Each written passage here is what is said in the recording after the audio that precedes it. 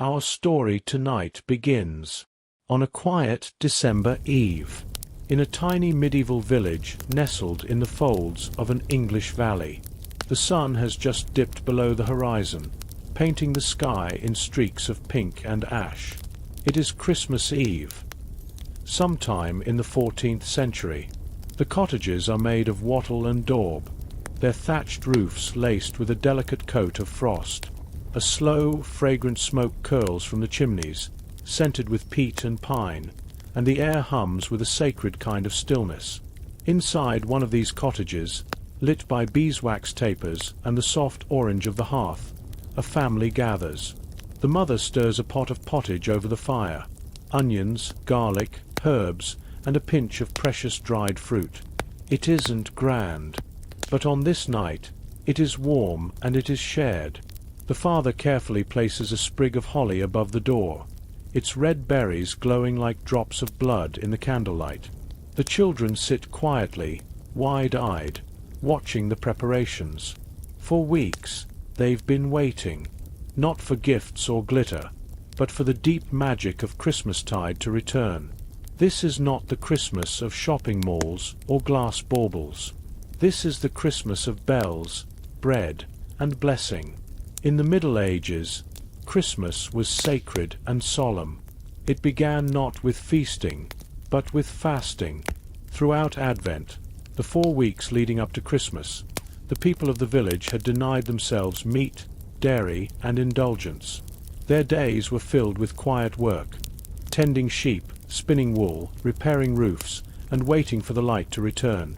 For them, Christmas was a moment of deep spiritual unfolding, a time when the dark was pierced by the promise of new birth. And now, the waiting is nearly over. In the corner of the cottage, a small bough of greenery rests in a wooden bucket. It is not a tree, not as we know them today, but it is dressed with ribbons, apples, and tiny carved figures, reminders of life enduring through winter's sleep.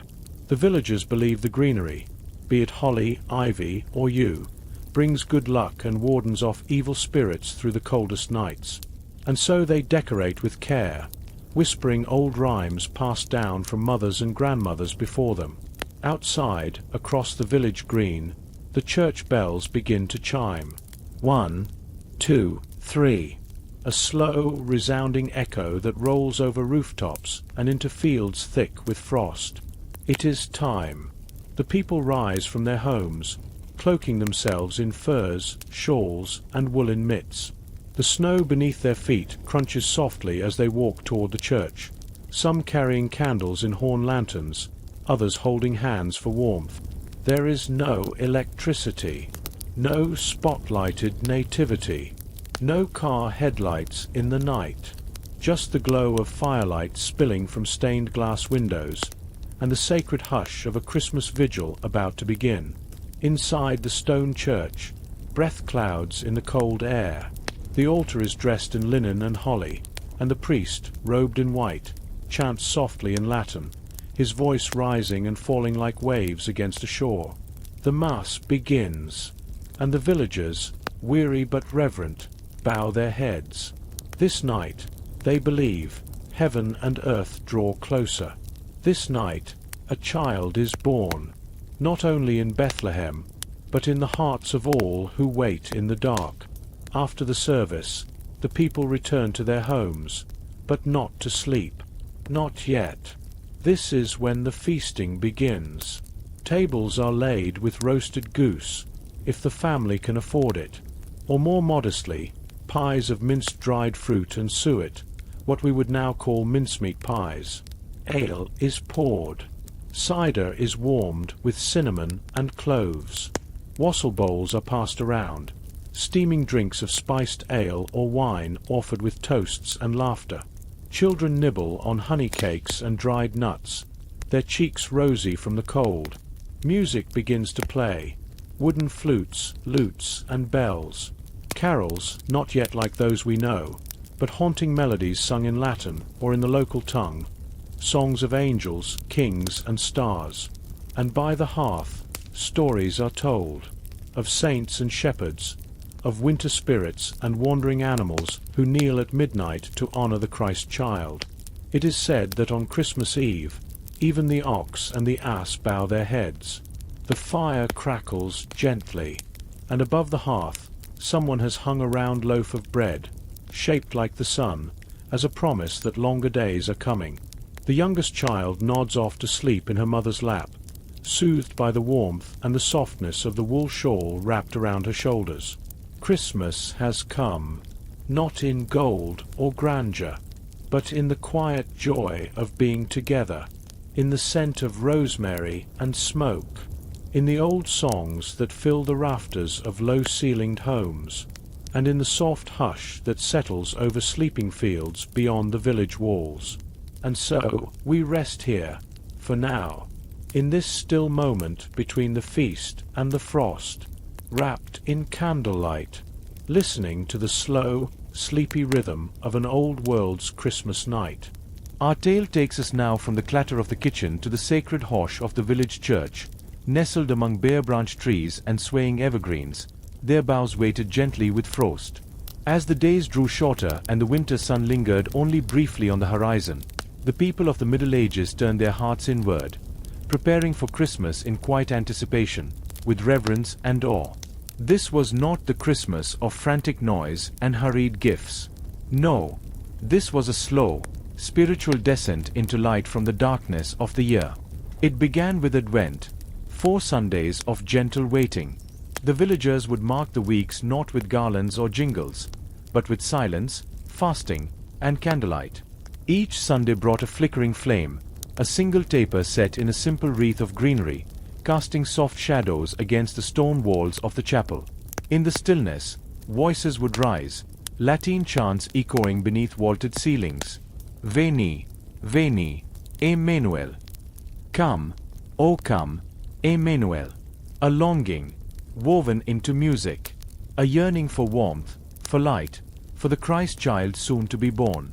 And as Advent deepened, so did the preparations. In cottages tucked between hedgerows, families gathered moss and holly, ivy and mistletoe, not for decoration alone, but as sacred symbols. Holly, with its sharp leaves and red berries, reminded them of the crown of thorns. Ivy, that clung and twisted, showed the need to rely on God. Mistletoe, hung silently in doorways, bore ties to pre-Christian customs, a memory of older rituals folded gently into newer faith. Even the poor would adorn their homes with green, not lavishly, but lovingly. A sprig here, a bough there, something living to remind them of rebirth. Inside, beeswax candles were poured, carefully and patiently. The golden wax warmed by the hearth was scented faintly of honey, and the candles they created would light the darkest nights of December. These humble tapers were precious, used sparingly, saved for special masses or the holy evening itself. And the food, the food was unlike any other time of year. You see, Christmas was preceded by fasting. In many places, no meat or dairy would touch the tongue from the feast of Saint Martin in November until Christmas Eve. The body, like the soul, was to be prepared, cleansed, humbled, quieted. And so, the feast that followed was glorious. Imagine waking on Christmas morning after the midnight mass, the cold still clinging to the stone floor, the air laced with wood smoke and incense, and knowing that today, at last, there would be roast meats, sugared almonds, thick pottages, spiced wine, and pies filled with fruit and fat. The village ovens were lit early. Women carried trays wrapped in cloth, heavy with goose or ham, studded with cloves. There were dried plums soaked in ale, bread puddings flecked with nutmeg, and wheat porridge sweetened with honey and cream. In manor houses, there might be wild boar, apple-stuffed and apple-gilded. Peacocks were served in their own shimmering feathers, a spectacle for the noble tables. Minstrels played softly as servants moved through stone corridors, their arms full of silver dishes and steaming platters. But even in the humblest homes, the thatched ones, where rushes covered the floor and smoke drifted upward through gaps in the beams, there was something special. A loaf baked in secret, a bit of lard saved for the pudding, an egg, fresh laid, stirred into batter with whispered prayers. And when the bell rang for Christmas Mass, all would gather, young and old, shoeless children and stooped elders in woolen cloaks. The church was dressed in greenery. The candles shone like stars. And the priest, robed in embroidered vestments, raised his hands in blessing. Et verbum caro factum est. And the Word was made flesh. There were no nativity plays, no tinsel, no blinking lights. Only the warmth of shared breath, the sound of the organ, the lifting of hearts toward something bright and eternal. Afterward, some might exchange tokens, a carved spoon, a ribbon, a prayer book passed down through hands. Gifts were not expected, only hoped for, perhaps, in the quiet corners of a child's heart. But more than that, there was company. Neighbors invited one another in. Ale was poured into wooden cups. Fireplaces crackled as songs were sung, not loudly, but with that kind of full-bodied joy that comes from being together. And sometimes, on the second day, the feast of Saint Stephen, the poor were invited to the manor. Tables were set, and those with means gave food, blankets, or coins. It was not charity from a place of pride, but an echo of an older understanding, that the cold could take anyone, and that generosity warmed not only the hands, but the soul. There were traditions, too, that we might not recognize today. Mummers would don disguises, masks and patchwork coats, and perform little plays in the town square. Stories of good and evil, of saints and dragons, of the turning of the year.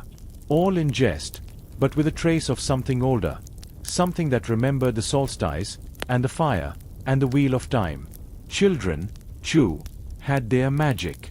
They'd gather round the hearth as elders spun tales, of animals that knelt in their stalls at midnight, of spirits that roamed until the cock crowed, of bread that would not spoil on Christmas Day.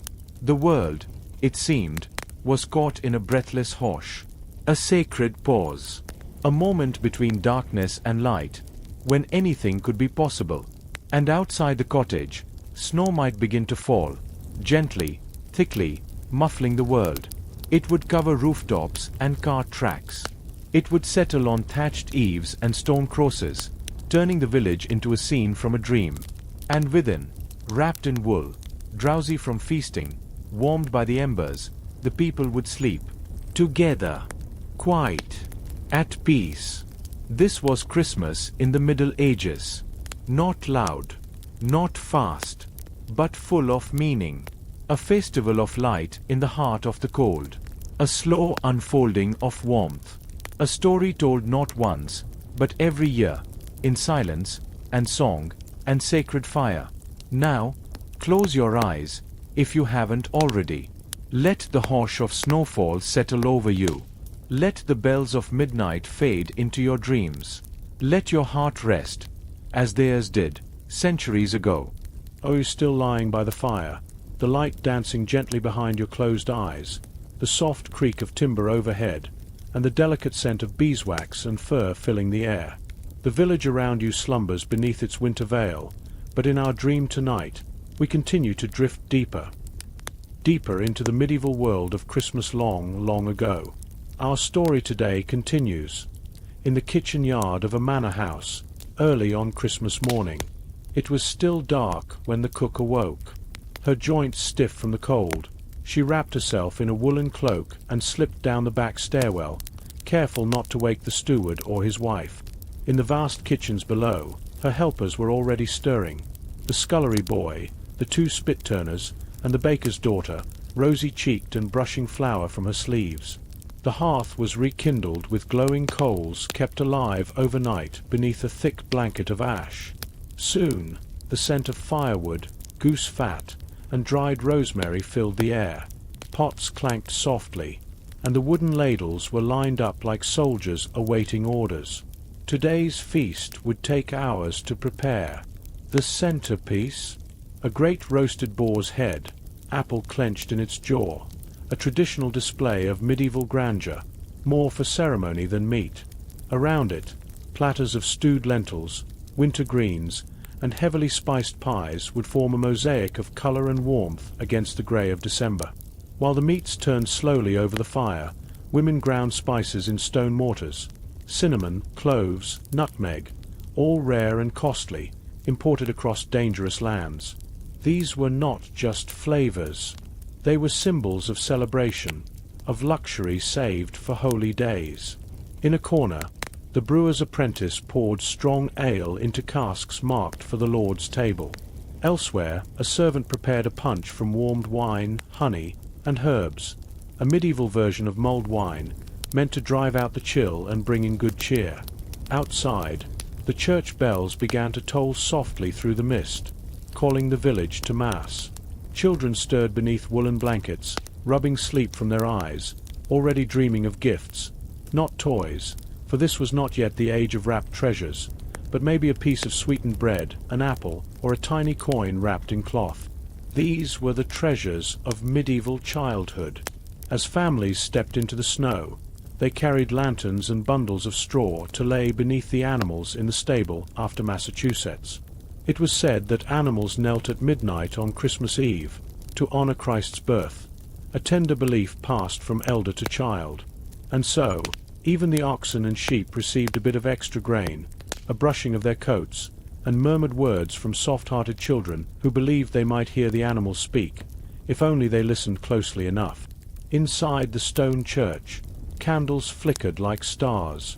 The cold bit at fingers and noses, but the air held a reverence, something quiet and powerful. The Mass was sung in Latin, a language most villagers didn't understand, but the meaning traveled through sound. The priest's voice echoed through the arches, lifting prayers into the cold December sky. Incense wafted through the space, blending with the pine garlands hung along the walls. The flickering light of dozens of beeswax candles lit holy scenes carved in wood and painted on parchment. And though most did not know the words, they bowed their heads, whispered their thanks, and joined the age-old rhythm of kneeling, crossing, standing, an unspoken dance of devotion passed down over centuries. After Mass, the villagers returned home, their paths marked in the snow like ancient trails. Now the celebration would begin in earnest. At the manor house, the tables were laid with embroidered cloths, roughened by time but still beautiful in the candlelight. Pewter dishes clinked against trenchers of hard bread, and jugs of cider and ale were passed from hand to hand. Musicians arrived, a fiddler, a drummer, and a man with a wooden flute, their fingers already red from the cold. They began to play soft, lively tunes that seemed to warm the very air.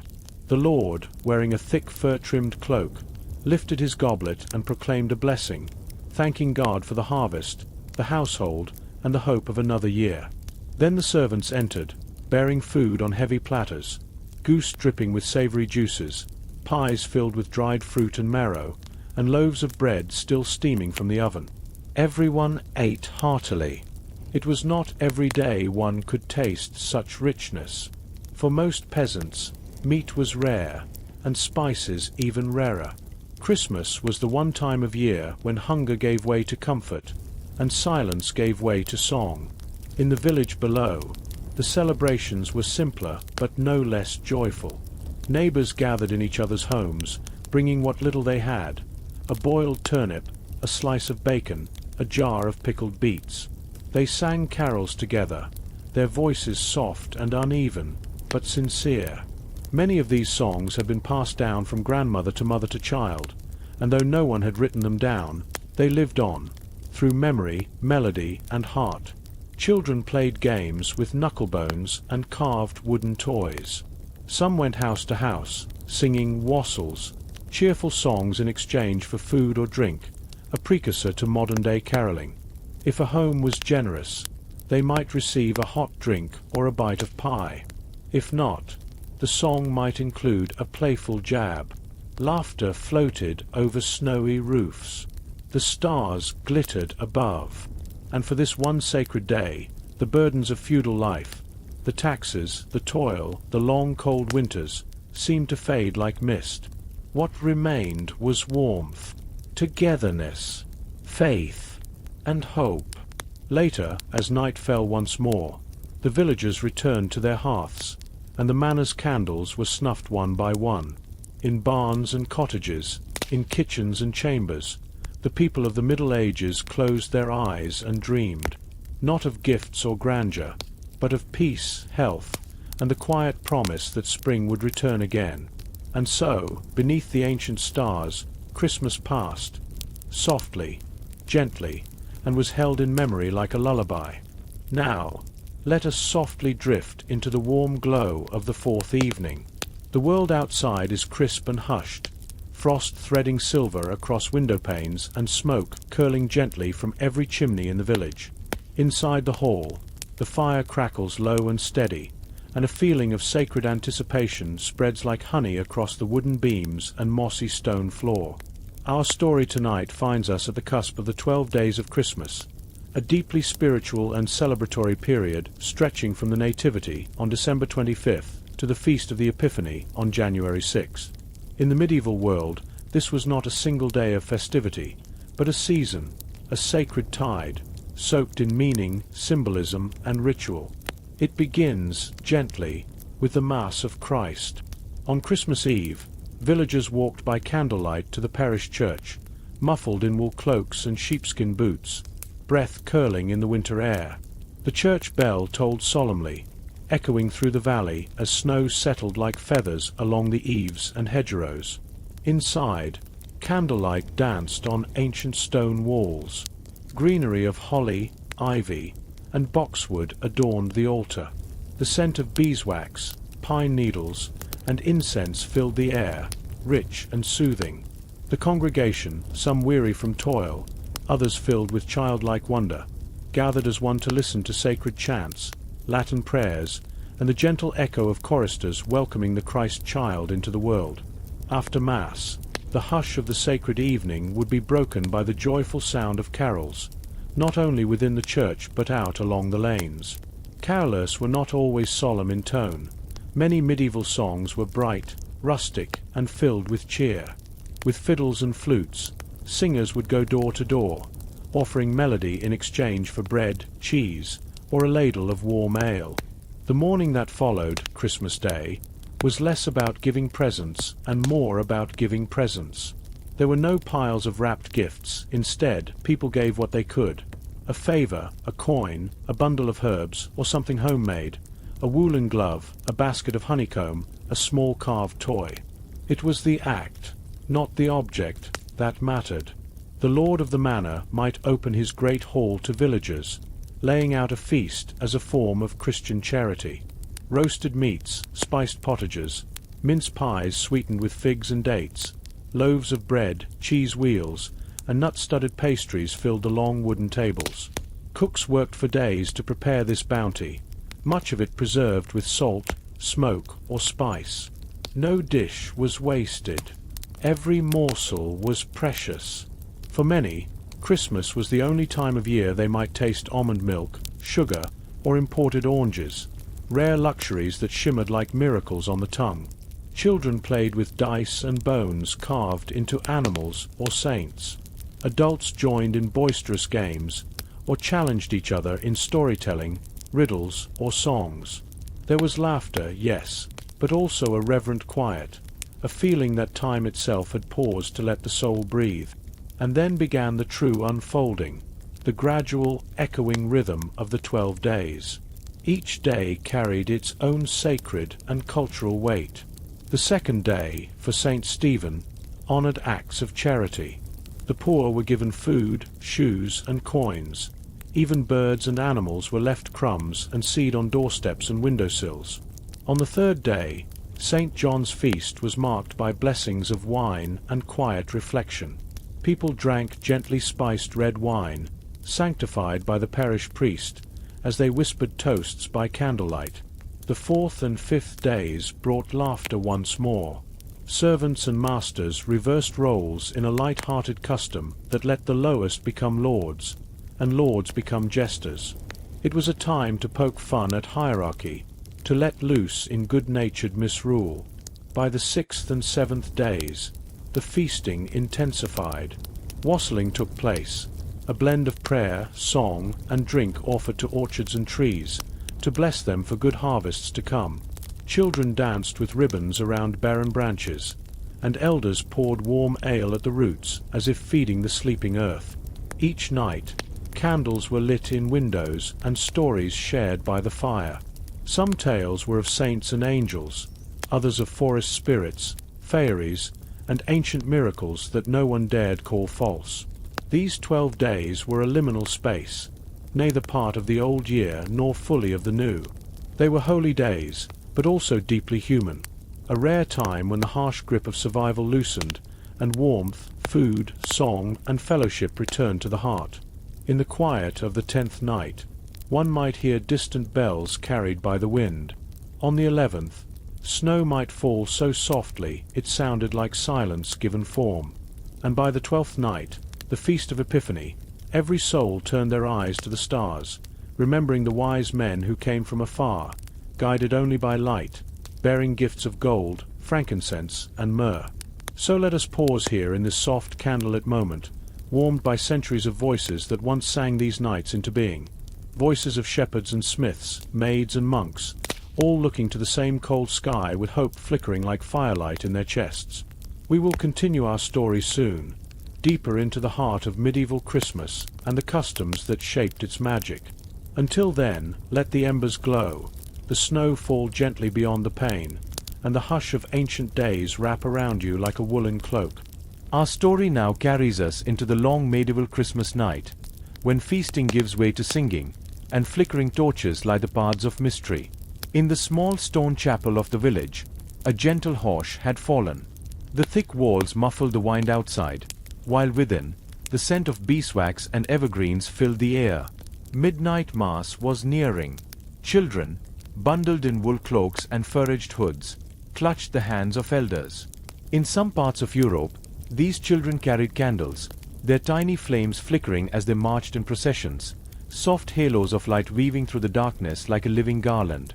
At the altar, the priest wore his finest vestments, deep crimson, embroidered with golden thread, reserved for the highest of holy days. Behind him, the altar gleamed with polished chalices, flanked by boughs of holly and yew. A carved wooden nativity scene stood nearby, each figure hand-carved, worn smooth by years of adoration. The Mass itself was a ceremony of music and memory. Gregorian chants floated upward like ancient prayers rising to meet the heavens. Pure natus estate, a child is born, echoed through the vaulted ceiling, sending shivers of reverence through the rows of parishioners. And after the final blessing, after the last candle was snuffed and the bells ceased their toll, the people did not go straight to bed. No, on Christmas Eve in the Middle Ages, the night was still young. Back at the manor house, the great hall was still humming with warmth. The central hearth burned low now, casting a golden light over sleeping dogs, dozing servants, and the low murmur of whispered stories. Those who remained by the fire might speak of ghosts, for in medieval times, Christmas Eve was not only sacred, but also enchanted. In many regions, it was said that animals could speak at midnight. Oxen and donkeys in the stables were believed to kneel in honor of the Christ child, and if you were brave enough to sneak out and listen, you just might hear the low, wise voice of a cow reciting ancient prophecy. Some whispered of the wild hunt, a ghostly procession of spirits that thundered across the sky, led by a shadowy figure on a black horse. In the hush of snow-covered forests, people would light candles in their windows, praying the hunt would pass over their homes without mischief. Others clung to gentler traditions, hanging herbs like rosemary and bay leaves over the door to bless the household, or pouring cider into the roots of apple trees to ensure a good harvest.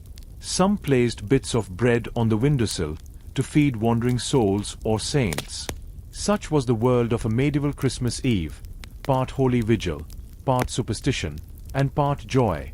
As the night deepened, a hush would descend at last.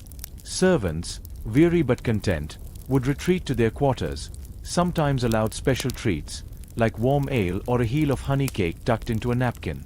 Even the poorest shepherds on the outskirts of the village might be gifted with bread, cheese, or candles by kind-hearted lords. In stone cottages nestled beneath the eaves of snow-heavy thatched roofs, families lay close together near the hearth for warmth.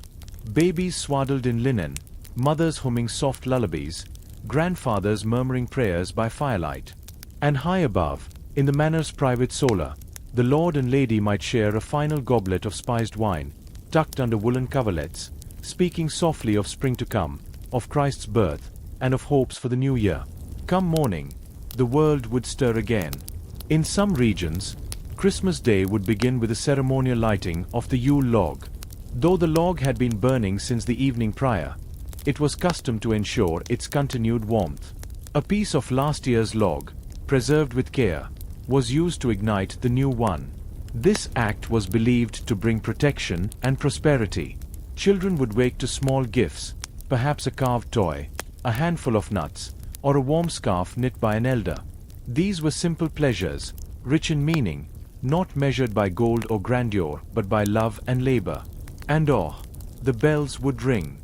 Church towers, those tall, grey fingers reaching toward heaven, would peal with joy, calling villagers to morning prayers.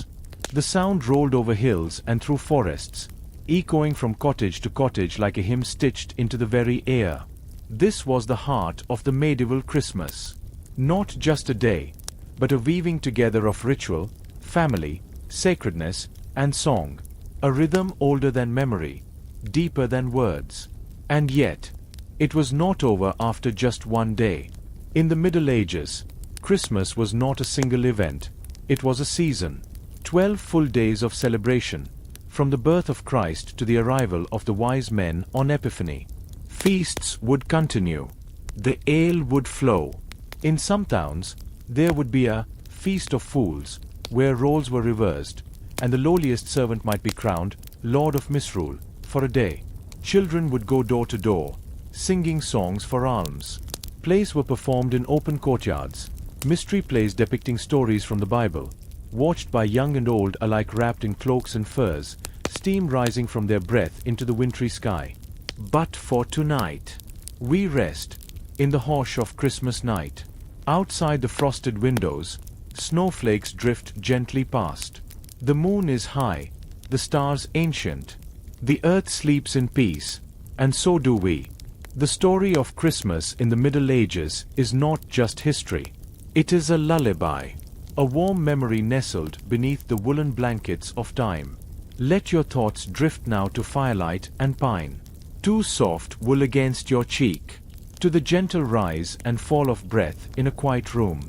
You are safe, you are warm, and you are loved.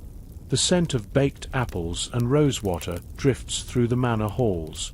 By now, our story has wandered into the noble heartlands, where even the coldest stones of a baronial keep seem to warm with festivity. The hall is not as draughty as one might expect, for great tapestries hang thick upon the walls, woven with stories of saints and beasts and kings, and blocking the winter wind that seeps through stone. Beneath the flickering torchlight, shadows dance across the rush-strewn floor. It is the 12th night of Christmas, the feast of Epiphany, and the merriment has not yet waned.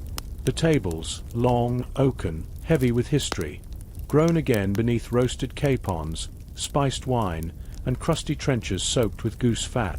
Servants, red-cheeked from the kitchen's warmth, flit between guests, offering sugared almonds and bowls of pottage thick with barley and root. And at the centre of it all, presiding like a benevolent star over the Christmas season, is the Lord of Misrule, dressed not in noble garb, but in a patchwork of bright fabrics, with bells sewn into his hat and a mock sceptre of holly in hand. This peasant king leads the nobles and squires in laughter and mischief. For on this night, roles are reversed, and folly is embraced. Even the baron bows to the jesting lord, who declares absurd proclamations, such as that all must sing before drinking, or that no one may speak unless standing upon a bench. This upside-down revelry, though merry on its face, holds a sacred meaning. It is a release, a blessed turning of the wheel, a symbolic chaos before the order of Lent returns. Such inversion, allowed once a year, brings balance. Laughter, too, is part of devotion. Candles burn in the great iron chandeliers above, melting slowly into rivulets of wax that drip onto sand-strewn plates. The flames flicker golden in the guests' eyes, and somewhere in the shadows, minstrels strike up a soft tune on lute and harp. A lady, perhaps a daughter of the house, sings a slow carol in Latin, her voice rising like mist over the feast.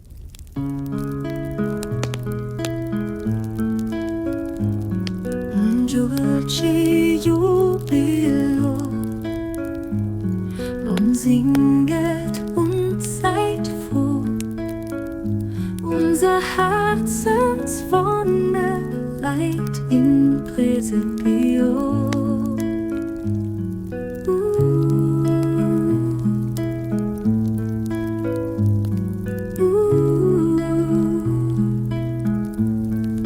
The language blends Latin and German, sacred and song, as was the custom then.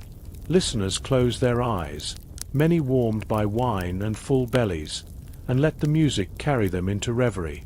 Upstairs, in the solar, children are nestled under fur blankets, drowsing by the heat of a small brazier. They've been allowed to stay up late these last nights, watching mummers perform mystery plays and knights spar gently with blunted swords in the courtyard. Now, they sleep with full hearts and sticky fingers, dreaming of angels and sugar plums and Saint Nicholas himself. Yes, Saint Nicholas.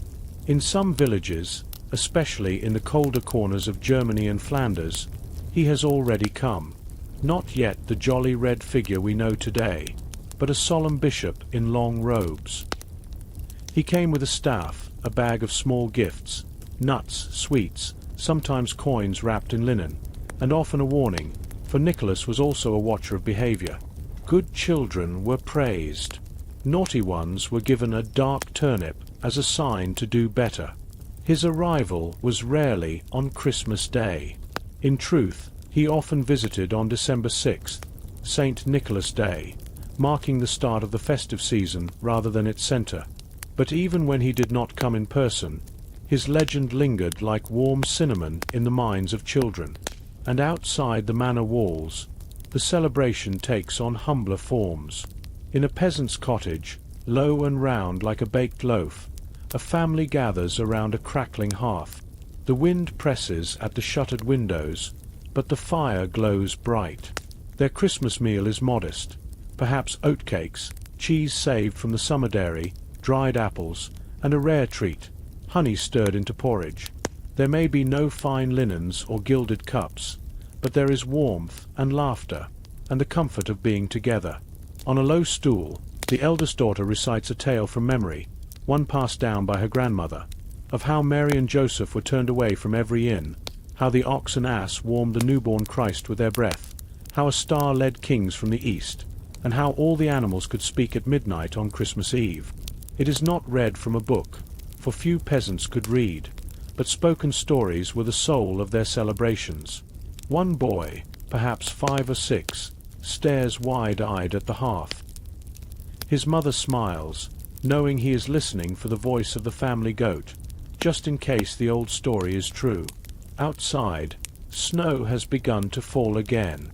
Gently, gently, the flakes cover rooftops, sheep pens, and fields left fallow. Icicles glint from thatched eaves like silver fingers, and all is hushed, as though the world itself holds its breath in awe. Midnight approaches. In towns and villages, bells begin to toll. The midnight mass draws near. Cloaked in wool and walking by lantern light, villagers and townsfolk make their way to stone churches. Candles line the path, flickering in the breeze, casting golden halos on snow. Children sleep in arms. Old women clutch beads. Young men whisper carols beneath their breath. Inside the church, the air is cold but reverent. The stone walls seem to hum with the memory of countless Christmases past. A single candle is lit at the altar, then another, and another, until the nave glows with amber light, and the priest, in embroidered robes of deep red and gold, begins the Christmas Mass. Voices rise in harmony, singing Gaudet, their breath visible in the wintry air. Gaudet, Gaudet, Christus est natus, ex Maria Virgin. Gaudet, rejoice, rejoice, Christ is born.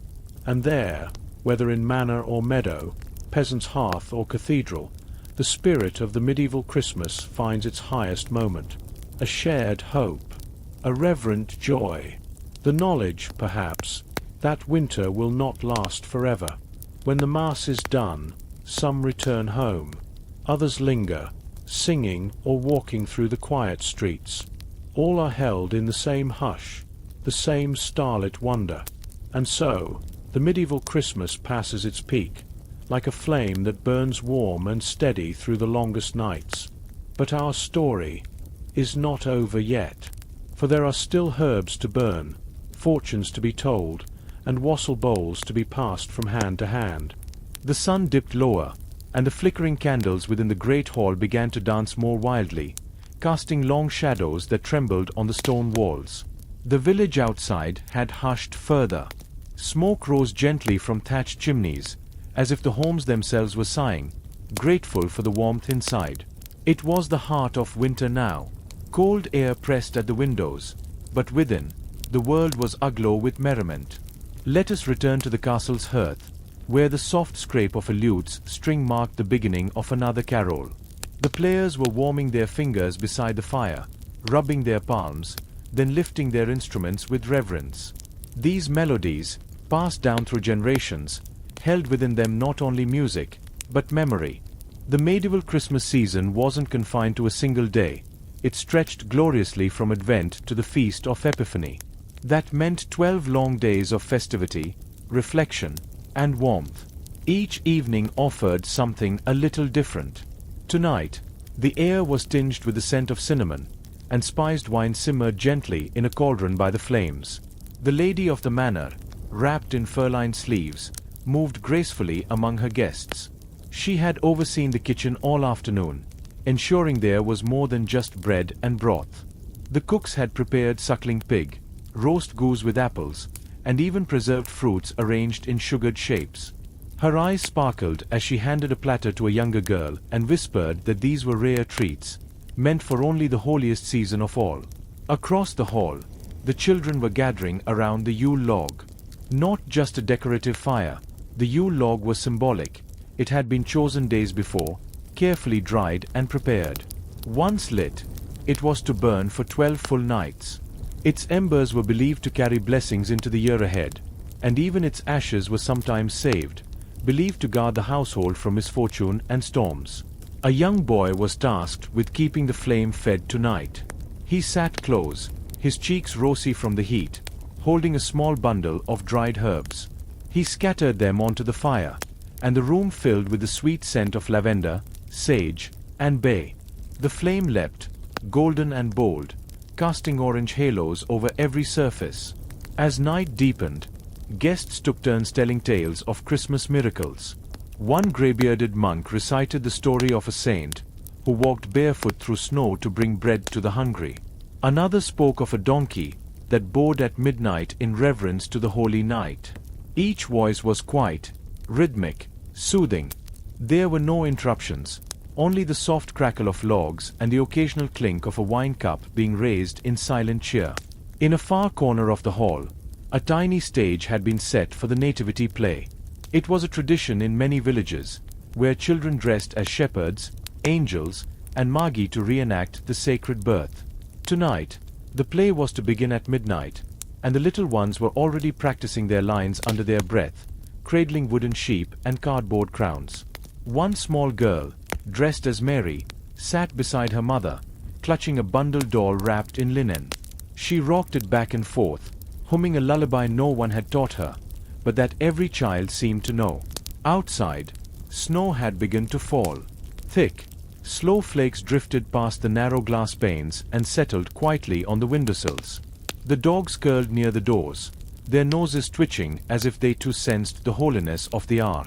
In the nearby village church, bells tolled once, then twice.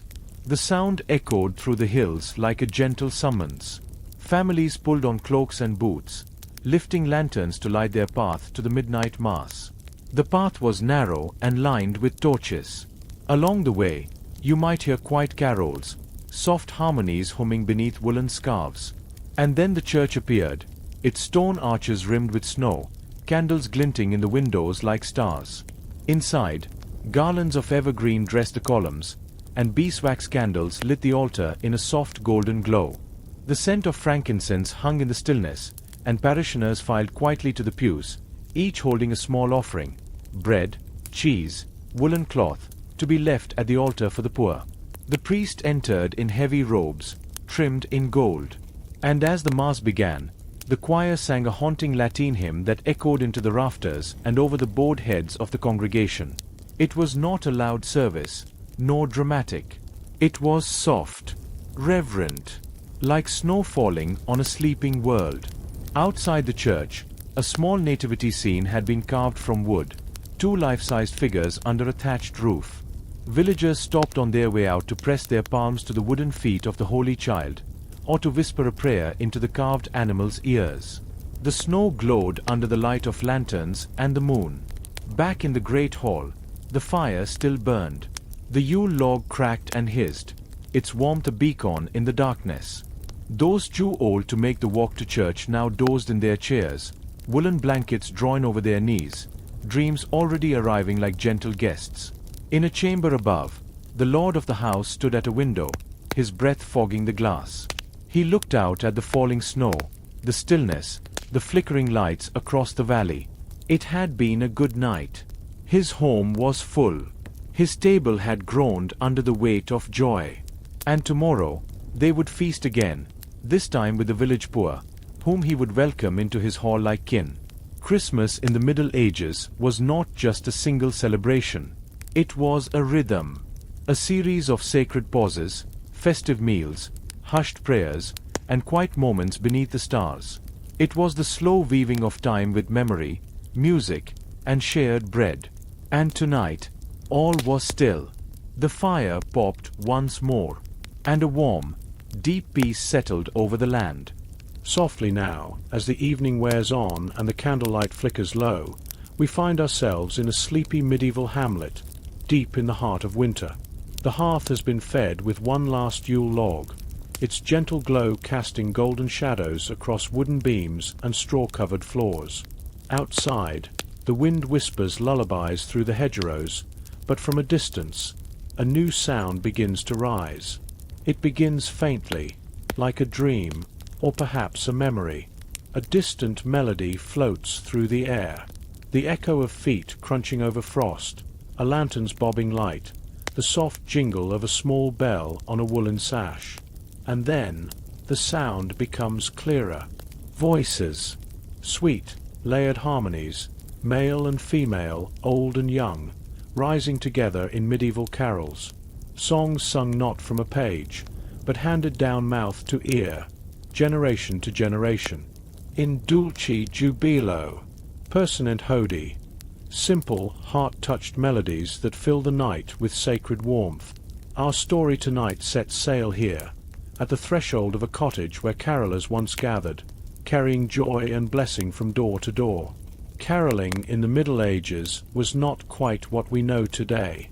It was not merely for merriment, though there was plenty of that. It was also seen as a service, a gift to the household, a kind of musical offering. It wove together the sacred and the simple, calling on the Virgin and the saints with reverent voices, but also celebrating the lives of shepherds, peasants, and animals. Picture this now. A band of villagers wrapped in cloaks and scarves, each breath visible in the cold as they sing outside a thatched cottage. Their lanterns sway gently in the wind, casting soft circles of amber light on the snow-covered ground. Inside, the family sits quietly by the fire. The oldest child hears them first, rushing to unlatch the wooden door with flushed cheeks and wide eyes. And there they are, neighbors, kinfolk, friends, faces half hidden in wool and shadow, mouths open in song. One holds a small harp, another carries a rustic rebec, its bow drawn in slow rhythm across gut strings. Another strikes a tambour softly, like a heartbeat. The carolers sing to honor the house, to bring warmth and blessings to the hearth. For in medieval times, the home was a sacred place during Christmastide. It was said that evil spirits could not cross the threshold when music filled the air and the holly was hung. Each song, each note, carried protection and goodwill. Now, imagine that you're inside that warm cottage. You rise slowly from your place by the fire and walk barefoot to the door, the rushes beneath your feet soft and dry. You lean against the doorframe, wrapped in your woolen shawl, letting the melody drift around you like a dream. The carolers finish their song with a final chord, low and resonant, and then, quiet. They bow gently, and someone steps forward with a small gift, a loaf of coarse bread, a jar of mulled ale, or perhaps a wooden charm shaped like a star. These were tokens of thanks, not payment, for song was freely given. The family, in return, offers nuts, apples, or a pinch of spice for their pouches. As the carolers move on to the next home, their voices slowly fade into the distance again, swallowed up by snow and night. And once more, the world feels still. Back inside, the family places their gift on the table with quiet reverence. The youngest child hums the carol's refrain under her breath as she climbs into bed. The mother checks the hearth one last time, tucks a thick blanket around her husband's shoulders, and pulls the shutter closed against the wind. In the corner of the room, a small fir branch, decorated with dried berries and apples, catches the last light of the fire, casting its shadow on the wall in the shape of a star. The air smells faintly of pine, of beeswax, and warm bread. Christmas in the Middle Ages was not loud or showy. It was a hush of sacred things, a rhythm of prayer and celebration, feasting and song. The carolers were not performers. They were reminders of hope, of grace, of community. And so tonight, dear listener, imagine you are in that place, outside the noise of modern life, wrapped in quiet time. The fire is low, the wind is soft, the carolers have passed, and all is still once more. Let your breathing slow now, as the night deepens. Let the melody of the carolers stay with you, somewhere just out of reach, like a lullaby from long ago. Perhaps, if you listen closely, you can still hear the final notes carried on the breeze. Now all is well. Now all is bright. Our story gently continues. The wind outside has quieted now, settling into the calm rhythm of the night. A soft hush falls over the village. Let yourself imagine the distant toll of a monastery bell, echoing gently across a frosted valley. Its sound is not urgent. No alarm, no demand. Just an ancient invitation, calling hearts toward something sacred and slow. Perhaps you hear it in the background now. Perhaps you feel it echoing softly in your chest. As the stars continue their silent vigil overhead, we turn now to the sacred processions and solemn pilgrimages that shaped the soul of a medieval Christmas. While the hearth crackled and feasts were prepared, and while households sang and sipped from warm cups of spice, there was always another kind of preparation unfolding, one of devotion, footsteps, and reverence. For many, Christmas was not only a season of merrymaking, but a time of sacred walking, of penance, and of praise. In the weeks leading up to Christmas Day, pilgrims would begin their journeys. Wrapped in woolen cloaks and hooded capes, their boots caked with mud and frost, these faithful souls walked along winding roads and forest paths, seeking the sacred. Some made their way to local shrines. Others embarked on longer voyages toward distant abbeys or relic-holding chapels. Imagine, if you will, a snow-laced trail through the woods. Tall trees sway gently, their bare branches dusted with white. Beneath them, a line of cloaked figures moves slowly, staffs in hand, each step rhythmic and deliberate. The cold bites at their cheeks, but they are not deterred. The air smells of pine and damp soil, and the silence of the forest is broken only by the creak of leather and the muffled crunch of boots in the snow. These were not grand processions, always, nor were they full of spectacle, but they were rich with intention. Prayers murmured under breath, psalms sung in hushed voices, the quiet surrender of each step, offered to the memory of a Saviour born in humble hay. The journey was its own kind of worship. In the larger towns, though, the processions took on a more public character. On the eve of Christmas, especially in cathedral cities, clergy and townsfolk alike would gather to walk together, bearing candles and crosses, sometimes accompanied by costumed players enacting the Nativity or the journey of the Magi. Bells would ring from spires above. Lanterns glowed from windows and doorways. The streets became a river of light and movement. Let your imagination drift now to one such place. Picture the cobbled square outside a great stone cathedral. Snow falls lightly, swirling in slow circles under the orange glow of torches. The church doors swing open, and from within pours a swell of music, chanting voices and the deep hum of an organ. One by one, robed priests step out into the night, bearing lanterns shaped like stars and censers filled with fragrant smoke. Behind them, children carry candles, their faces alight with wonder. Townswomen in woolen shawls follow close behind, some clutching sprigs of holly, others singing soft hymns. The men, with solemn steps, accompany them with steady voices and strong shoulders. Together they walk the streets, pausing at each corner to recite prayers, to sing, to remember. It was a time for shared memory and shared hope. In a world where winters were long, food was scarce, and many labored hard just to survive, Christmas processions offered a balm of unity. The cold was real, yes, but so was the warmth that passed from hand to hand as candles were shared and blessings whispered. And then there were the miracle plays.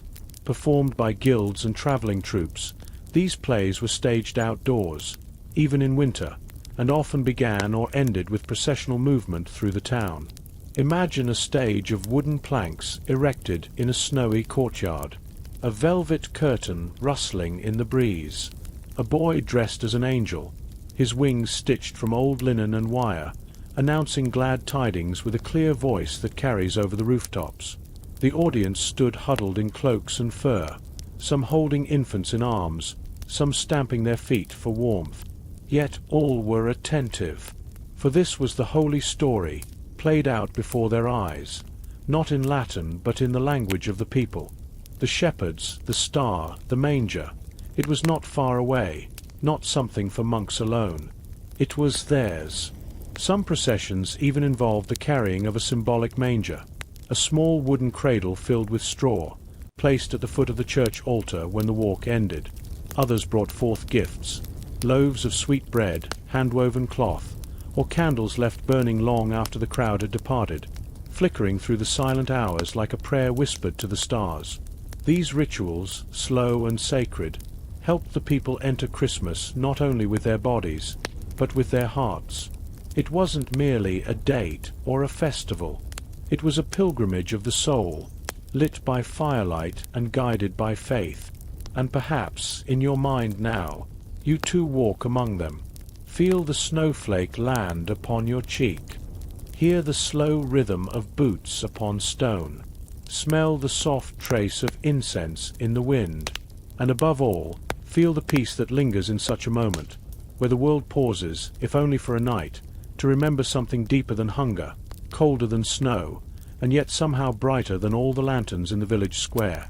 This was Christmas too, the kind that asked not for coins or carols, but for stillness, for wonder, for walking together. As the last of the pilgrims reaches the chapel steps and kneels in silence, our story prepares to shift once again. For beyond the procession waits the quiet of the sacred night itself. Breathe in, and let the hush of the hearth return to you. Feel the quiet of a stone cottage nestled against the whitewashed hills of winter. A breeze stirs beyond the wooden shutters, but within, there is only the steady hush of embers and the rustle of woolen sleeves, parchment, and evergreen. Our story continues, on the morning of 28th December, a curious, almost forgotten day, once called the Feast of the Holy Innocents. In the Middle Ages, this was a day with a shadowed joy. It recalled the sorrow of the innocent children slain by King Herod, as the Bible tells us, in his fearful search for the Christ child. And so, The day held a reverent stillness, but also, paradoxically, a strange kind of playful reversal. You see, in cathedral towns and cloisters, this was the day when the humblest among the faithful might be made king. The boy bishop. Yes, imagine now, in the candlelight of a medieval chapel, a child no older than 10, standing in the grand robes of a bishop, with a crooked mitre upon his head. A procession trails behind him, choristers young and laughing. The bells toll, not in solemnity, but with mischief and joy. He leads a mock service, gentle, full of Latin mispronounced and incense waved too quickly. Adults smile in the corners of the chapel, letting the little ones have their moment of rule. In monasteries, monks reversed roles. The abbot might scrub the floors, while a young novice rang the great bell. The world turned upside down, but always softly, always safely, under the roof of sacred tradition. In the manors, peasants remembered this too. Children were given mock crowns of straw and ivy, and little parades made their way through the village lanes. A feast of laughter, a moment for the meek to shine. And when the feast came, simple as it might be, flatbread, winter apples, smoked ham, ale drawn from the cold cellar, it was the little ones who sat at the head of the table. Just for that day. But as the sun slipped down, casting long violet shadows across the snow, the day's gentle inversion would return to order. The child bishop would remove his mitre. The bells would hosh. Candles would be snuffed, one by one, and the grown-ups would lift the children in their arms, whispering bedtime prayers as they carried them to sleep. Soft snow would begin to fall again, blanketing the rooftops, muting the world. And somewhere beyond the cottage, the church bell would ring once, slow and deep. And so passed the feast of innocence. Let the hosh of it rest in you now, not sadness, but something quieter still.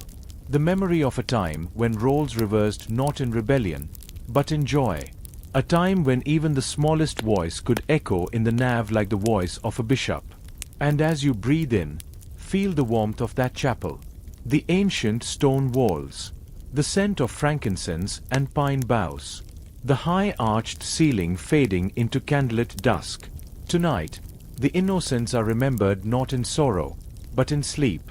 And soon, you shall drift as they once did, in peace, held safe in arms too ancient to name. But before you go, let us move forward, ever so gently, for the season still holds more wonders. Let your body become still now. Let your hands be soft and loose at your sides, perhaps gently folded over your chest, or resting along the curve of a blanket.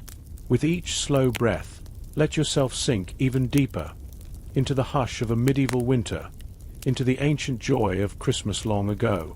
Our story continues, dear listener, in a candlelit village tucked between sleeping fields, where the festival of Christmastide did not end on the 25th, but continued for days and days, culminating in a celebration known as Twelfth Night.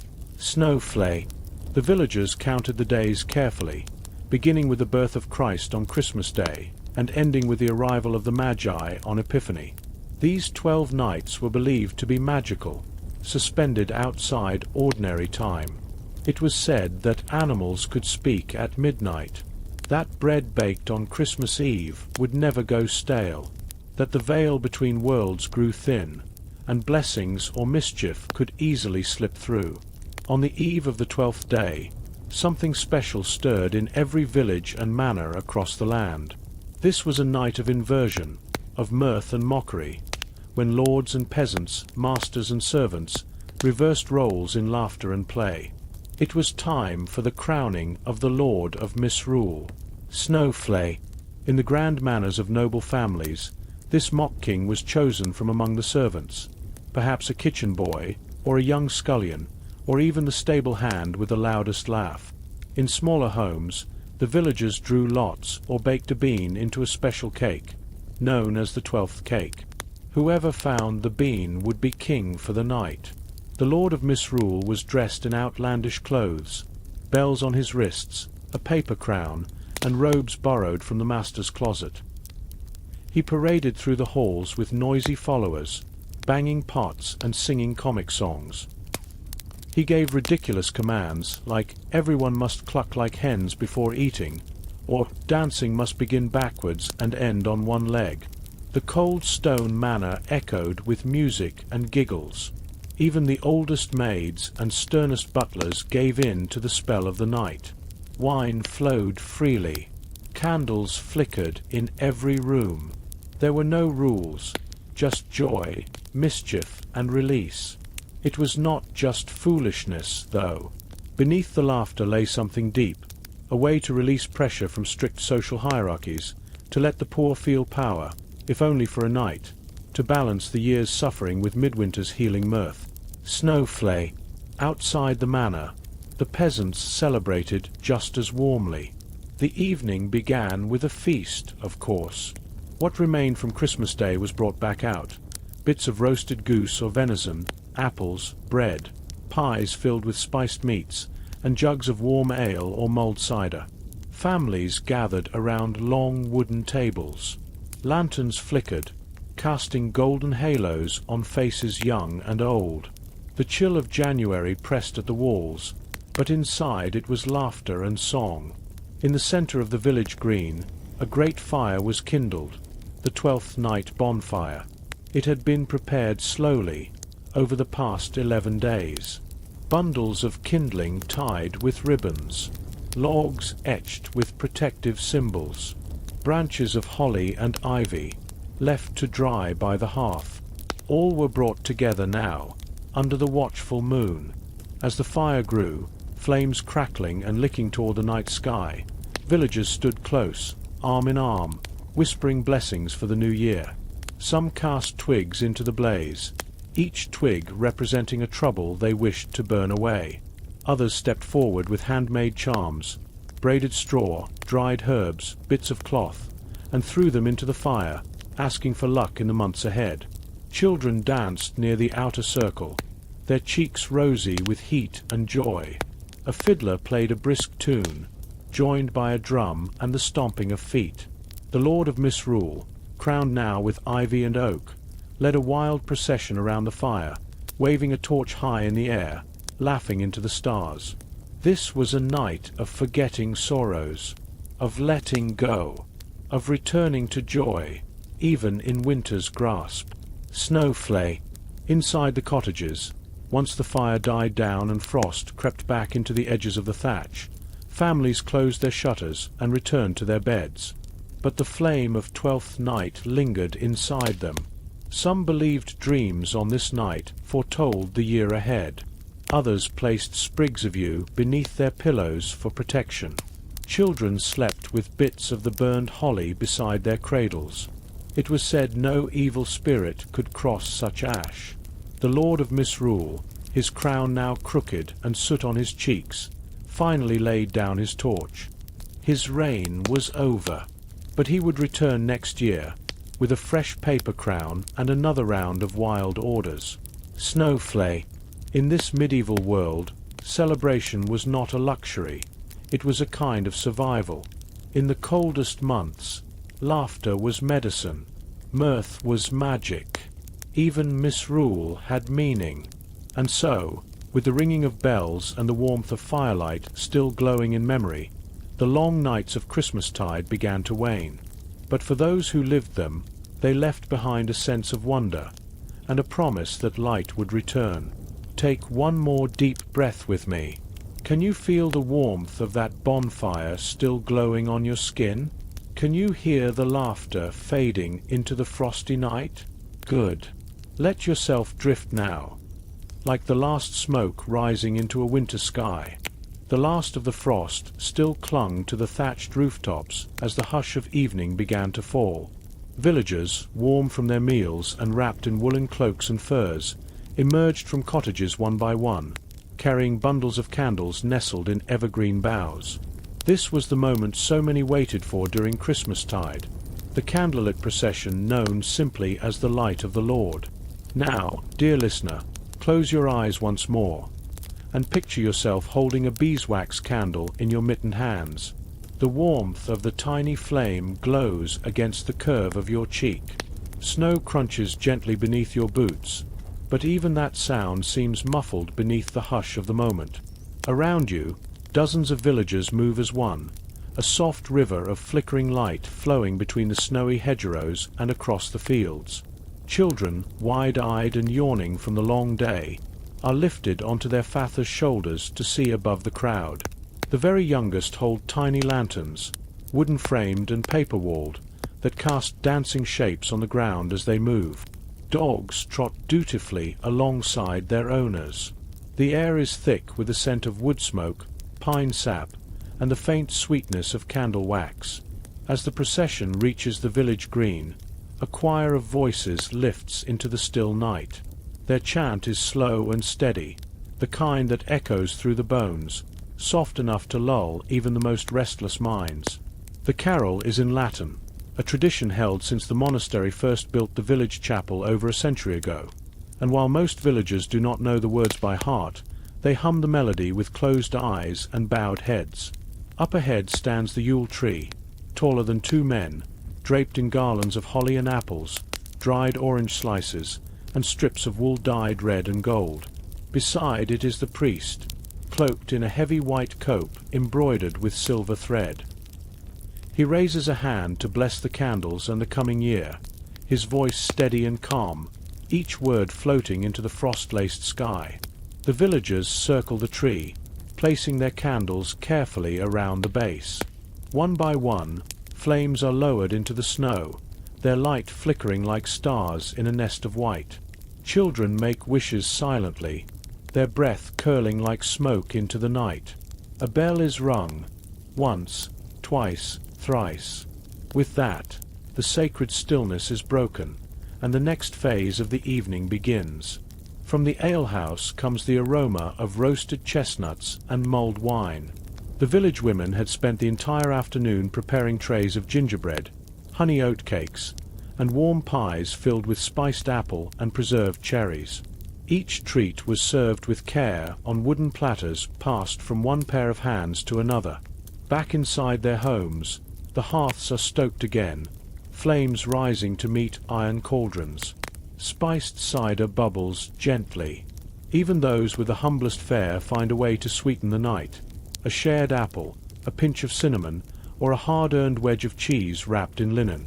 But the true magic of this evening isn't in the food.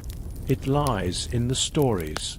Old men with weathered faces settle by the hearth to tell tales of Christmases past, of the great snowfall that buried the chapel gate, of the year a fox walked into Mass and sat beside the altar, of ghostly figures glimpsed on moonlit roads during the 12 days. Their voices are low, deliberate, comforting, woven like a blanket from memory and firelight. Children gather on straw-stuffed mats, their eyes drooping but shining with wonder. A grandmother braids sprigs of rosemary into her granddaughter's hair, whispering that it will bring good dreams. Across the room, a young man recites a carol he learned from his mother's mother, tapping the rhythm softly on a wooden bowl. And outside, the snow continues to fall, soft and steady, like tiny feathers descending from a cloudless sky. It settles on the candle stubs left by the tree. It lays a blanket across the rooftops and fences. It hushes the fields and buries the clamor of the world. Even the animals in the barn grow quiet, as though they, too, feel the peace of this sacred night. Now, as the fire begins to fade and the candles dwindle low, villagers retire one by one, each step deliberate, each moment savored. No one rushes. No one lingers in worry. There is only calm, only presence.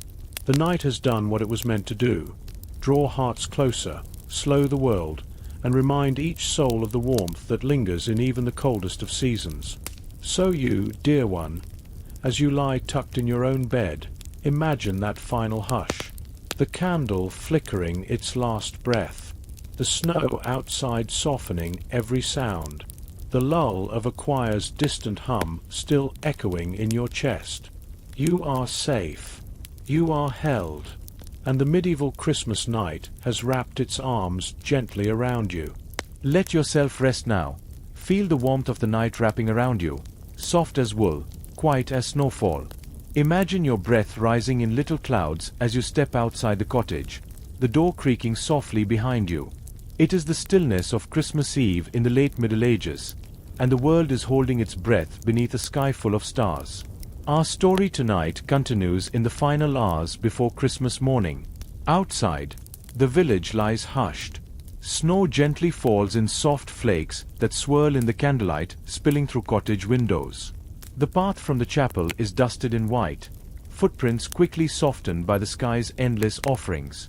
There is no wind, no sound but the crunch of distant boots and the muffled clop of a slow-moving cart delivering firewood. In this quiet hour, families gather for their final preparations. Inside a low-beamed hall, an older woman stokes the fire once more, murmuring prayers for the souls of loved ones lost. Her hands, gnarled but gentle, set out a plate of spiced oatcakes and apples for the children who will wake early with wide eyes and chilly toes. The hearth glows with a steady, reassuring pulse, and the smell of sweet resin from the log she added fills the room. A boy peeks out from behind a tapestry curtain, watching for the moment when the bell in the chapel tower might toll midnight. His sister, already tucked into a straw mattress, listens for the hoot of an owl or the creak of the windmill in the distance, signs that the world still moves outside their wooden walls. This night, the village is touched by wonder. Though it has seen hardship, plague, poor harvests, long winters, the people hold tightly to traditions as old as the soil. And Christmas is not simply a feast. It is a bridge between the living and the lost, the earthly and the divine. As the moon sails high and silver, villagers begin to slip out of their homes, bundled in cloaks and scarves, lanterns in hand. The path to the church glows with soft golden dots, bobbing in the darkness like stars come down to earth. They walk slowly, in reverence, hands wrapped tightly around little bundles of hay or candle stubs, tokens of the nativity, gifts for the altar. Some carry small effigies of saints made of wax. Others wear bells tied to their sleeves to call the Holy Spirits nearer. It is cold, bitter even, but no one complains. The night belongs to silence and to sacred joy. Inside the stone chapel, the scent of beeswax and evergreen hangs in the air. Candles flicker along the nave, illuminating murals that have watched over generations. A carved angel above the altar wears a wreath of ivy around its head, and at its feet, someone has placed a carved wooden donkey, nestled in straw. The midnight mass begins. There is no organ, no grand procession, only the voices of the villagers singing gently together. Ancient hymns in Latin rise slowly, then echo off the arched ceiling, and even the youngest child knows to remain still, watching wide-eyed as the priest lifts a humble chalice and speaks of peace on earth, of the child born to a stable. Time passes differently in the chapel. The hours dissolve into murmured prayers, whispered blessings, and the soft clinking of coins in the offering bowl. When at last the service ends, it is as if the entire world has exhaled. They leave with softened hearts and warmer hands, lanterns lifted once again against the dark. But this is not the end of the celebration. The children return home to little treats, a sugared plum if the household could afford it, or a crisp apple baked on the hearth. Elders sip mugs of warm ale steeped with rosemary and cloves, their cheeks pink from the fire. Stories are passed down, of saints and spirits, of miracle birds and midnight angels. The world, for one night, feels gentler. Out in the barn, a stable boy lays fresh straw beneath the feet of a sleepy ox, whispering, "It's your night shoe." And in a corner of the hayloft, a wooden cross wrapped in a faded red cloth catches the first light of morning creeping in through the cracks. The snow continues to fall, soft and endless. In the quiet hours after midnight, as the stars begin to pale and the first birds stir in the hedges, the village sleeps, not from weariness alone, but from peace. A rare, earned peace that only the sacred night can bring. And so the medieval Christmas flows gently toward dawn. The bells will soon ring again, calling the village to wake and gather, to feast and to laugh and to remember. But for now, we linger in the hush of this holy hour, where every candle flicker is a prayer, and every snowflake a silent hymn. Breathe in once more, deep and slow, Let the magic of the past wrap around you like a soft woolen shawl. You are safe here, warm, held by time. Let your thoughts drift gently now, like soft snow falling through a quiet forest of evergreens, each flake silent, each flake sacred. The fire crackles in the hearth of your imagination, and the warmth glows behind your eyes. You are safe here. You are welcome here. And our story tonight continues. In the candlelit hush of a medieval abbey, where monks in brown robes chant their sacred hymns in stone halls echoing with centuries of devotion, the feast of Saint Stephen, December 26th, was not the end of medieval Christmas, but the deepening of it. Known in later centuries as Boxing Day, it was, in its earliest form, a time to give to the poor, to open the church alms box, and to recognize those who served. In grand households, servants were granted the day off. In the streets, townsfolk gave out coins, crusts, even furs or cloaks to those in need. And so, after the solemnity of Christmas Day, the mood shifted gently toward communal warmth. Laughter returned to the hearth. Games resumed in the great hall. Song floated from the kitchens to the chapel. But even as merriment stirred, the sacred rhythm of the liturgical calendar beat on. Each day following Christmas, up until the Epiphany on January 6th, had a meaning, a name, a breath in the long holy season known as Christmastide. And in the monasteries and convents, where silence met scripture, these days were marked with chants and processions, some somber, others playful. In many towns, the time between Christmas and Epiphany gave rise to what was called the Feast of Fools. Imagine, if you will, a church where the usual solemnity was turned inside out. A choir boy might be dressed as a bishop, a jester might be crowned mock king. Satirical sermons were read, and incense was replaced with the smoke of old shoes, an act meant to humble, to remind that even sacred spaces could laugh, and even saints once danced. There was deep symbolism in this revelry, for in the turning of the world, even the mighty must bow, and the lowly rise. The Feast of Fools was both rebellion and reflection, chaos and contemplation. And then, just as quickly as it came, it was gone, restored again to reverence. In smaller villages, nestled in valleys and beside frozen rivers, the 12 days of Christmas were a time of blessings and warding off evil. Rural families might chalk sacred symbols upon their doors, crosses or the letters CMB, invoking the legendary names of the three magi, Caspar, Melchior, and Balthazar. By hearthlight, elders told tales of wandering spirits, of animals who could speak at midnight, and of the ghosts of Yule, neither wicked nor kind, but hungry for respect. Bread was left out for them. Cider too. In some northern parts of Europe, villagers feared the wild hunt, a spectral procession of gods or ghosts thundering across the skies during winter nights. So the fires were kept burning, not just for warmth, but for protection. Light, in the cold heart of winter, was more than comfort. It was life. Children, wide-eyed beneath woolen blankets, listened to these stories with reverence.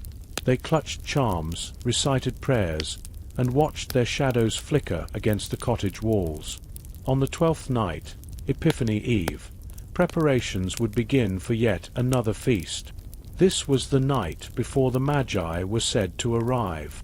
The wise men, bearing gold, frankincense, and myrrh.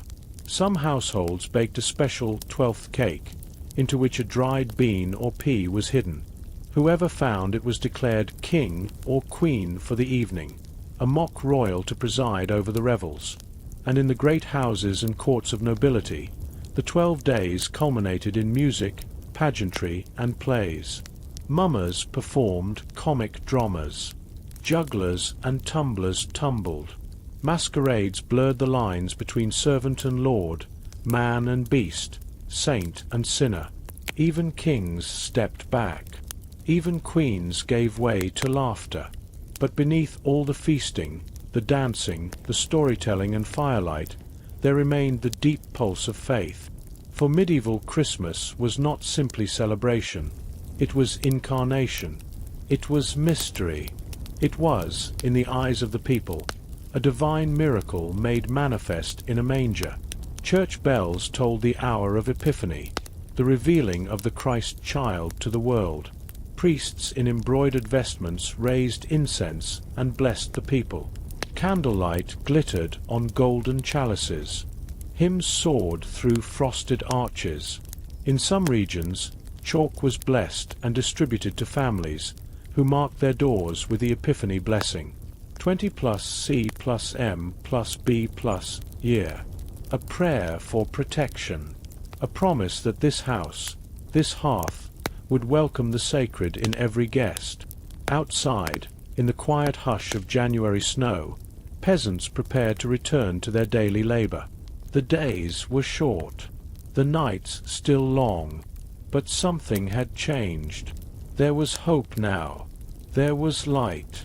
The candles of Christmas, lit first on Advent wreaths and now dwindling low, had kindled a flame in the heart of the world, and with every footstep back into the ordinary, they carried with them the extraordinary, a whisper of angel song, a memory of pine and spice, a flicker of firelight dancing across the straw-strewn floor of a stable. Tonight, let your breath settle like snowflakes on a still pond.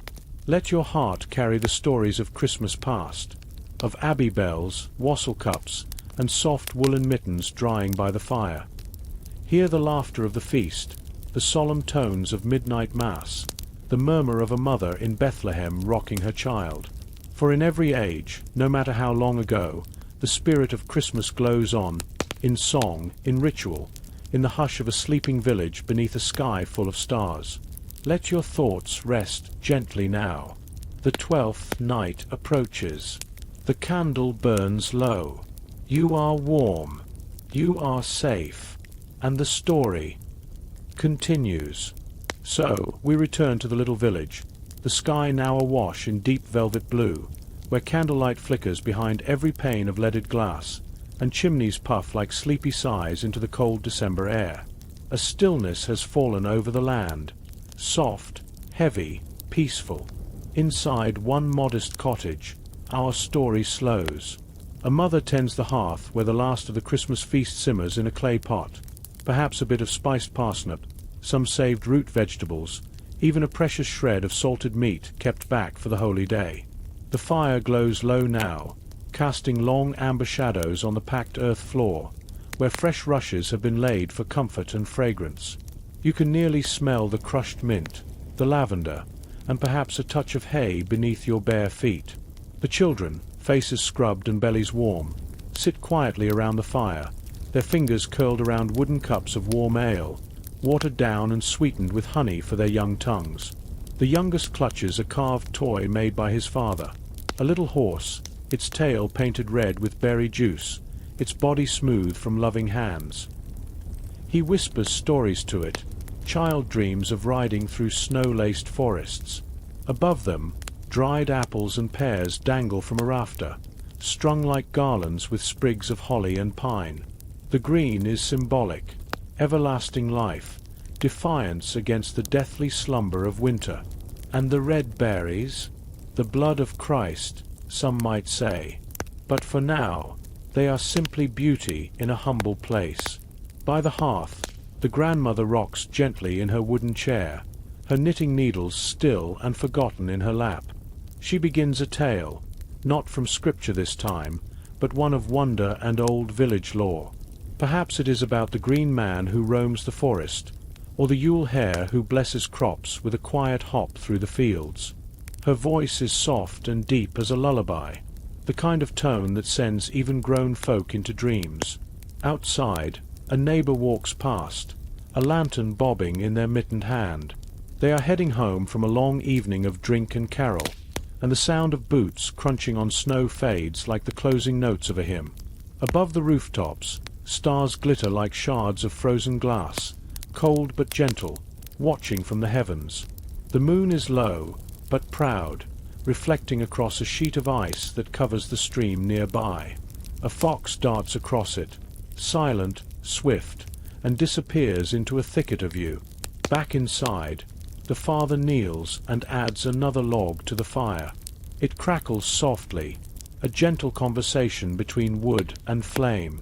Then, he retrieves a candle and, with slow reverence, lights it from the hearth. The candle is placed in the center of the table, next to a small sprig of rosemary. This, too, is tradition, light born of warmth, of home, of holy peace. All around the land this night, such rituals are unfolding. A monk deep in a cold cloister lights incense and chants alone in Latin. A shepherd tucks his lambs close and stares at the sky, wondering at the same star the ancients once followed. A miller's daughter leaves bread out on the windowsill, not just for the hungry, but for the spirits of kin long past, who might visit in sleep and candlelight. And somewhere, in a large manor house, a lord watches his household sleep after a long day of feasting. Even he, in his velvet and fur, senses the sacred hush of this night. He walks barefoot across flagstone to feel the cold, to remind himself of the world outside. He glances at the cradle in which his baby lies, and perhaps for the first time that year, he prays, not in Latin, not with pomp, but in quiet, humble breath. Christmas in the Middle Ages was not yet the holiday of ribbons and toys and glittering trees. It was simpler, slower, more sacred. It was a time of turning inward, of honoring the light in a dark season, of remembering those who had come before and those who would follow. It was about warmth, shared warmth, of food passed from one bowl, of songs sung with creaking voices, of peace not bought, but kindled with intention and care. And now, as the last coals settle, and the soft snore of a hound rises from the doorway, let us leave the cottage. Let us draw the heavy woolen curtain and step back into the night. There is more to see still, for the days of Christmastide are not yet over. And now, as the story winds deeper into the long winter's night, you might feel the hush of snow against your windowpane, the comfort of silence pressed gently upon the earth. The fire dims just slightly, casting slow-moving shadows against the stone floor, and a tale carries on. In every medieval household, regardless of wealth or poverty, there was one small but sacred ritual that took place on the eve of Christmas, a single candle, lit and left to burn all night long. This wasn't merely to light the way for travelers, or to provide warmth to a room. This was a Christmas candle, tall and handmade, often shaped in beeswax or tallow, and sometimes etched with faint symbols of stars or crosses. Its flame was thought to carry with it protection, guidance, and divine presence. As it flickered in the hush of the night, many believed it would burn away evil spirits, or draw blessings to the house. In larger manor houses, servants would go room to room, lighting such candles in the private chambers of lords and ladies, their footsteps quiet on the floors, their breath forming little clouds in the chilly halls. In peasant cottages, one single candle would be lit and carefully placed in the center of the hearth, its flame trembling against the drafts from the stone walls. Children were told not to blow it out, no matter how sleepy they grew. It had to burn itself out naturally. Only then would peace and prosperity visit in the coming year. Some families would keep a silent watch beside the candle.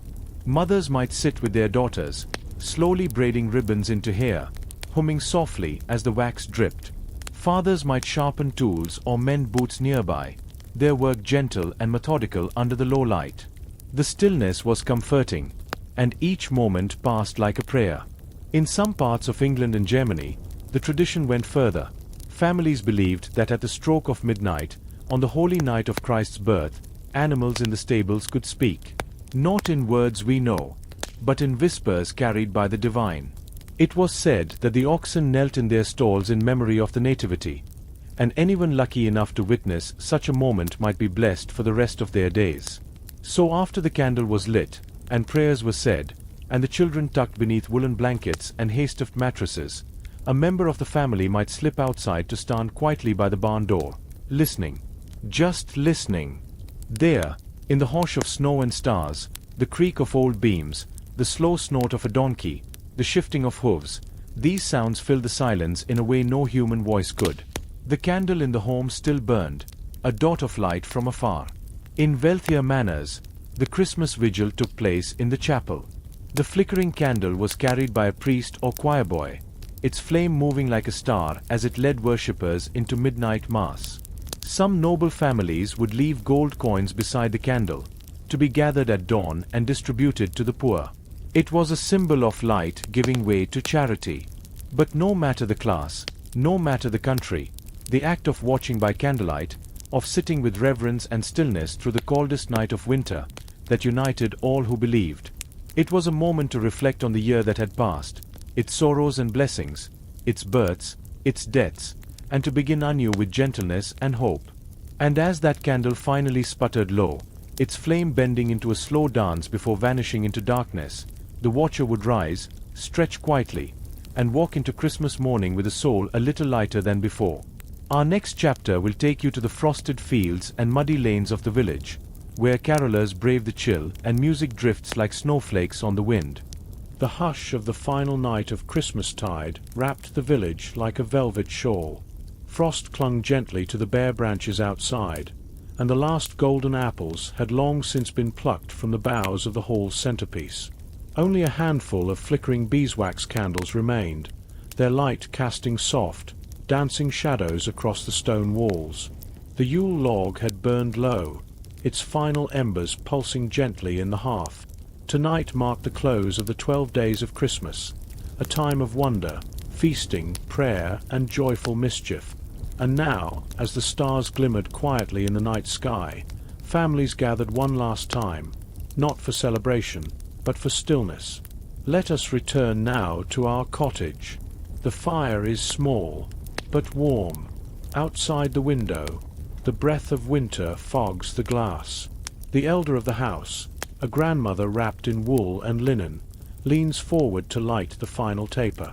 It is the Candlemas candle, tall and pure, reserved for this very moment. It is not lit in merriment, but in remembrance, gratitude, and gentle farewell to the season. In a wooden cradle near the fire, the littlest child dozes with a soft blanket tucked around their chin. An older boy, sleepy-eyed but curious, asks in a whisper if the feast will return, and with a chuckle, his mother assures him that it will, just as the snow gives way to rain, and rain to sun. All things return, in their time. They say that whoever takes down the greenery too early may invite bad luck, but if you leave the holly up until Candlemas, good fortune may follow you all year. So the holly wreath above the hearth remains, its leaves a little browner, its berries shriveled but still clinging. And outside, in the silent churchyard, a small lantern flickers in memory of those who celebrated the Yule no more. Names whispered in the candlelight, wishes sent into the wind, the warmth of one's ancestors felt in the very bones. This was not just the end of a feast. It was a gentle closing of a sacred door. A final mug of warm spiced ale is shared. The children are tucked in with lullabies, their heads resting on pillows stuffed with feathers and dreams. The elders sit in soft silence, listening to the pop of the coals and the rustle of mice beneath the floorboards, fat and happy from 12 days of crumbs.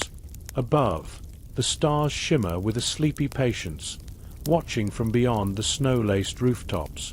And though the bells will not ring again until Lent, though the feasts will wait, and the pageants sleep, the memory of this Christmas, like all those before it, will live on, stitched into the hearthside tales, baked into loaves, and sung into lullabies. In the Middle Ages, Christmas did not end with noise. It faded like a candle, gently, calmly, leaving the soul just a little more full.